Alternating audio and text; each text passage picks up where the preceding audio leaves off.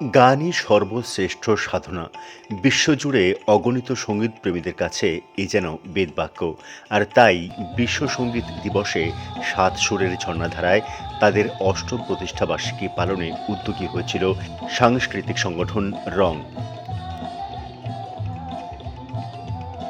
আমাদের বিশ্ব সঙ্গীত দিবসেই আমরা সঙ্গীতের একটা নতুন পদক্ষেপ নিচ্ছি। আজকে আমাদের রঙের অষ্টম জন্মবার্ষিকী আর আমাদের বাৎসরিক অনুষ্ঠান।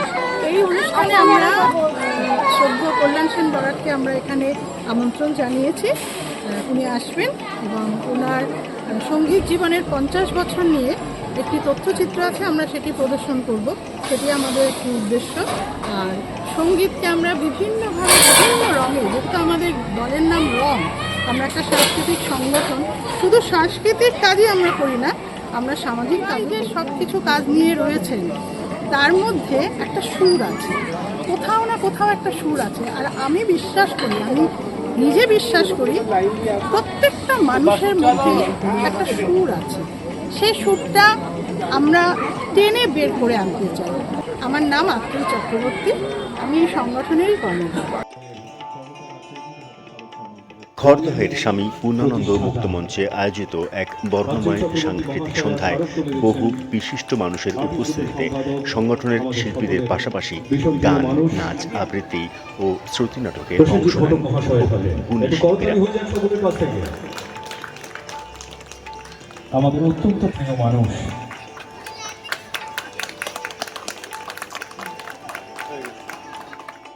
এদিনের এই অনুষ্ঠানে উপস্থিত ছিলেন বিশিষ্ট সুরকার কল্যাণ সেন বরাট।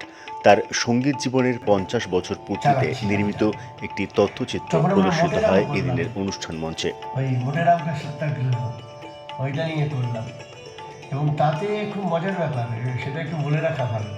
তাতে এই আমাদের দলের বিপ্লব কেতন চক্রবর্তীর স্ত্রী দীপালি নাচ করতো। তা ওর যে 3টে মেয়ে, ওরাই মোটেরামের 5টা মেয়ে, 3টে মেয়ে হলো ওরা 3 জন, এবং সবচেয়ে ছোটটা হলো সুচিত্রা। কোলে করে সয়ে নিয়ে যাওয়া হতো। তারপর সে মোটেরাম, প্রেমচাঁদের গল্প অবলম্বনে মোটেরাম একটা নৃত্যনাট্য হলো, তাতেও আমরা 3 বোনে অভিনয় করলাম, নাচ করলাম। মাও ছিলেন, আমরা 3 বোনেও ছিলাম। মোটেরামকা সত্যাগ্রহ, হ্যাঁ। ক্যালকাটা কয়ের কল্যাণ সেন বরাট, শম্ভু ভট্টাচার্য, এই নামগুলো জ্ঞানচক্ষু ভালো করে খোলার আগেই শুনে ফেলেছি, জেনে ফেলেছি।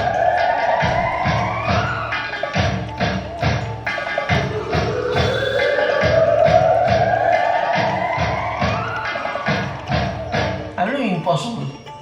সত্যজিৎ রায় যেটা করে গেছেন সেইটে কল্যাণ সেন বরাট যতই বলো আর ততই বলো ভাই, সেরকম একটা কিছু হবে বলে মনে হয় না। না, আপনাদের যদি আপনি দেখুন তো ঠিক আছে, চলো। খুব অনিচ্ছার সঙ্গে গেলাম। তো এটা হয়েছিল নেতাজি স্টেডিয়ামে।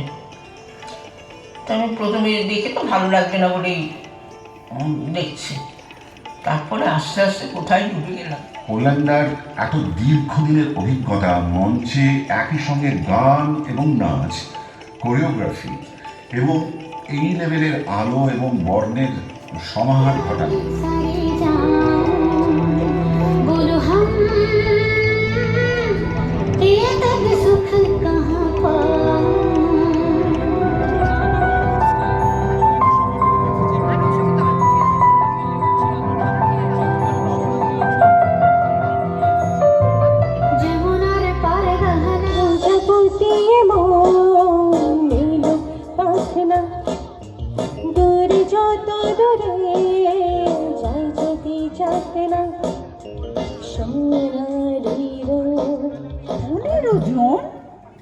এই কথা তো খোকা বলেনি আমাকে, সে তো আমাকে বলেছিল 11 জন।